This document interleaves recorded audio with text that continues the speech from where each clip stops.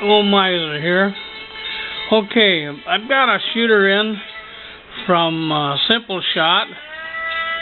It's I don't know how you pronounce it, Anton or something. It's a narrow handle. It's got a wasp tail. It's about, I don't know, 5/8 of an inch thick. I've got this set up to shoot through the forks. In other words, the bands are tied on the back, come around the side of your shooter, and then when you pull back and shoot, it flies through the fork. Okay, with this shooter, I use my thumb and my forefinger grip like that. And now, when I shoot this, I come to find out I have a cant, and I hold it just like this, a slight 45 degree angle. What I have found is where this notch is, when you tie your bands on, right there, where that groove is, I sight my target right there because I'm left-handed. So in other words, if my thumb is out here and that's my target, I have to line that groove up with my thumb just like that, and then bam, shoot. Okay, now, when you put your ammo in your pouch, there's should be a hole in the center that helps center your ammo. And then your ammo's in the pouch. Okay, just like that. When you grip it, grip right across the top of both sides. You're holding it like that. Okay?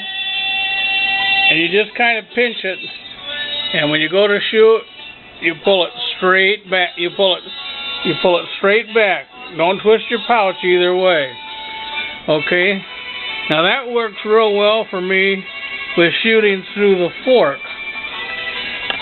What I've got is another shooter. This one here is by Bill Hayes.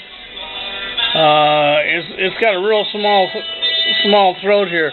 Now what I've done is I set this up over the top. The bands are always pointing facing your target, and the bands come across the top. You'll notice I drew a line on my band.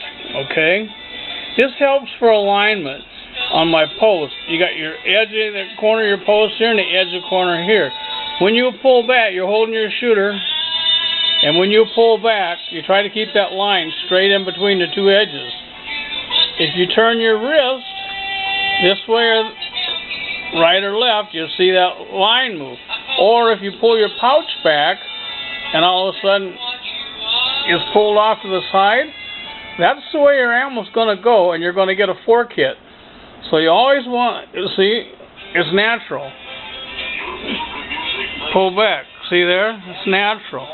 So you always want to try to line this line right down the center of your top of your fork for over-the-top shooting. And I still hold it this way, and I still have to look right about in this area. Same with this shooter because I'm left-handed. So all my target alignments, for myself anyway, is always up in this corner.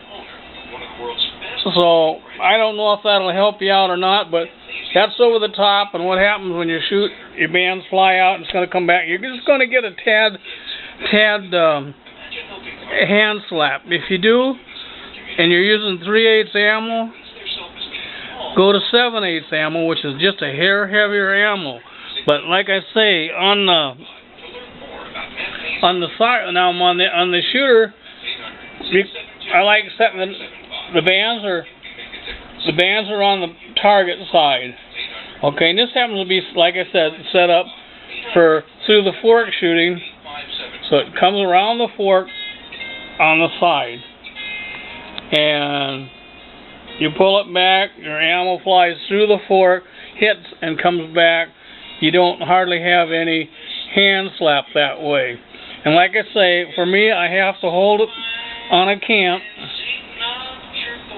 I use thumb and forefinger, and for this particular shooter, it's got the groove here for your bands. I have to look right at that groove and put my target out there in that groove. And I'll hit my target probably 9 times out of 10 every time. So maybe that'll help for alignment.